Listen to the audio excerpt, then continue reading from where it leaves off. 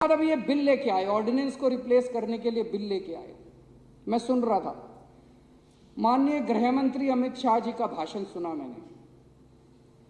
2 घंटे भाषण दिया उन्होंने।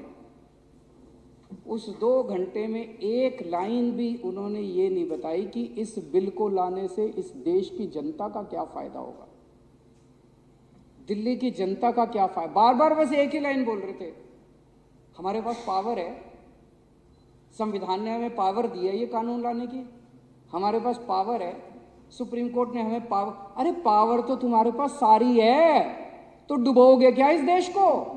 लेके डुबोगे क्या इस देश को? मारोगे क्या लोगों को? तानाशाही करोगे क्या इस देश के ऊपर? कत्लेआम करोगे क्या लोगों का? पावर तो सारी है तुम्हारे पास। इसी लोगों ने पावर दी है, एक दिन छीन भी लेंगे तुम्हारी पावर। ये जो power power power power power का नशा तुम्हारे अंदर हो रहा है। बस एक ही लाइन बोल, पावर है हमारे पास, पावर है हमारे पास, पावर है हमारे पास। पावर किस लिए दी है तुमको? पावर इसलिए दी है कि जनता का भला करो, पावर इसलिए दी है कि जनता के लिए काम करो, पावर इसलिए दी है कि लोगों को रोजगार दिलाओ, पावर इसलिए दी है कि सड़क दो, बिजली दो, पानी दो, जनता के लिए काम करो। पावर इसलिए नहीं दी कि जनता के अधिकारों को कुचल दो तुम, पावर इसलिए नहीं दी कि संविधान को कुचल दो तुम। एक चीज सोचने वाली है, इन लोगों को ऑर्डिनेंस क्यों लाना पड़ा?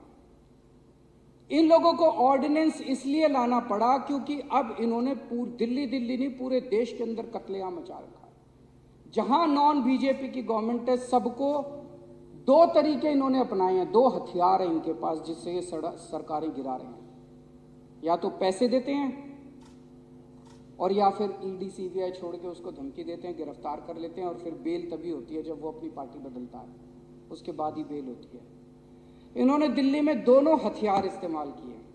अभी तक ये 9 राज्यों के अंदर प्रधानमंत्री जी अब एक ये नया घोड़ा लेके चले हैं। पहले भी एक घोड़ा लेके चले थे, अब जो रथ लेके चले हैं उस रथ में 3 घोड़े हैं, एक ईडी, एक सीबीआई और एक कैश।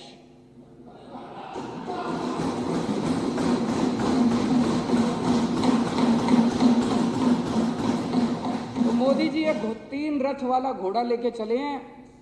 इस रथ से इन्होंने अरुणाचल प्रदेश जीत लिया, अरुणाचल प्रदेश की सरकार गिरा दी, मध्य प्रदेश की सरकार गिरा दी, कर्नाटक की सरकार गिरा दी, पुडुचेरी की सरकार गिरा दी, मणिपुर की सरकार गिरा दी, गोवा की सरकार गिरा दी, महाराष्ट्र की सरकार गिरा दी, उत्तराखंड की सरकार गिरा दी, मेघालय की सरकार गिरा दी।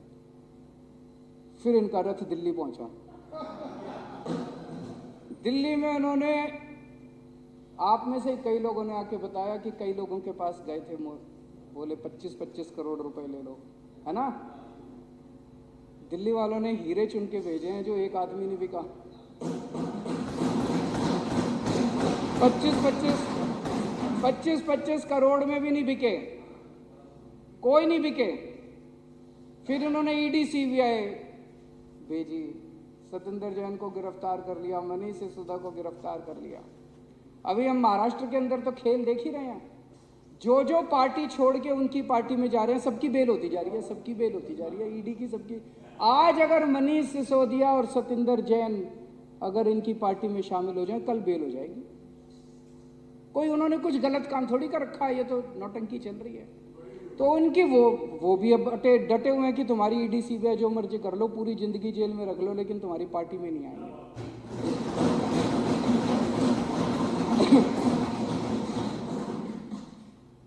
तो इधर इनका ये रथ आके रुक गया, ना तो इनका कैश चला, ना इनकी ईडी सीबीआई चली।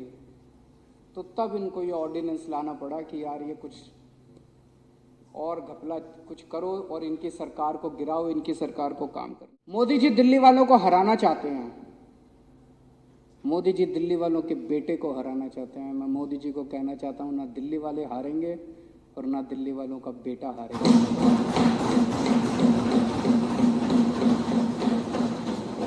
डट के मुकाबला करेंगे।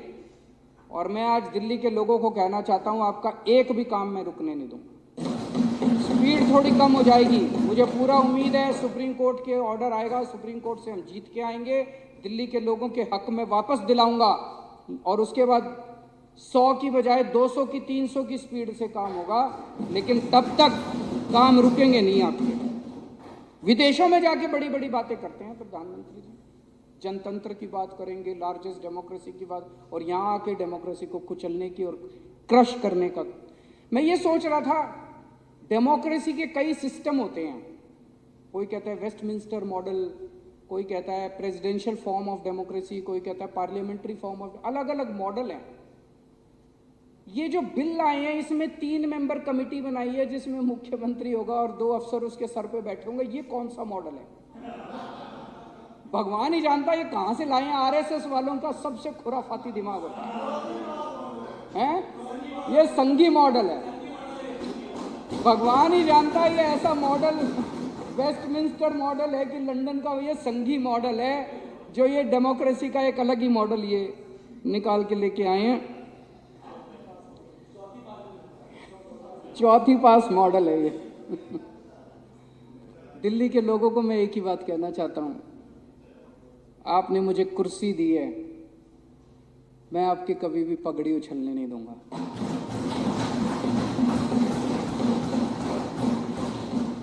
आपका कभी भी सर नहीं झुकने दूंगा। दिल्ली के कभी कोई काम में रुकने नहीं दूंगा।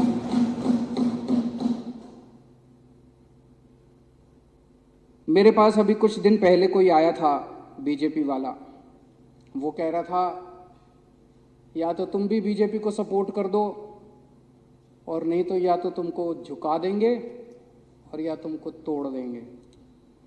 मैं उनको कहना चाहता हूं कि इस दुनिया में कोई माई का लाल पैदा नहीं हुआ जो दिल्ली की जनता को या तो झुका दे और या तोड़ दे।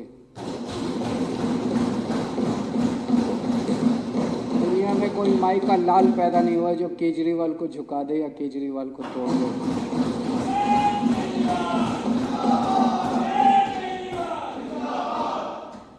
अभी मैं लाल किले से भाषण दिया, प्रधानमंत्री जी ने, वो कह रहे थे कि अब हम 1000 साल आगे का एक वो नींव रख रहे हैं, कुछ भैया 1000 साल ऐसा कुछ कहा था उन्होंने, 1000 साल की नींव रख रहे हैं।